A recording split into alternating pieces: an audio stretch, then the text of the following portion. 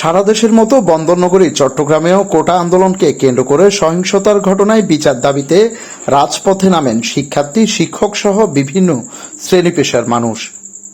College, বিশ্ববিদ্যালয় শিক্ষার্থীদের সঙ্গে অংশ নেন অভিভাবক ও পেশাজীবীরাও।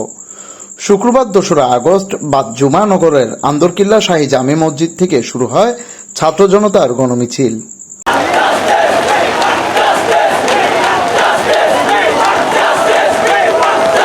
জুমার নামাজ শেষ হওয়ার সঙ্গে সঙ্গে শিক্ষার্থীরা স্লোগান দিতে দিতে মসজিদের মূল ফটকে জড়ো হতে শুরু করেন।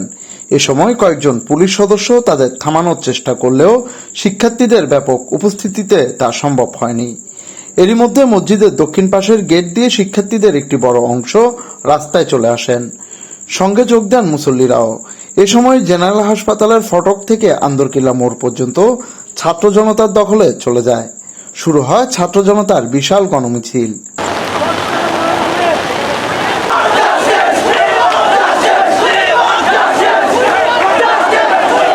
গণমিছিলে ছাত্র জনতার সঙ্গে যোগ দেন একদল ছাত্রী ও অভিভাবক।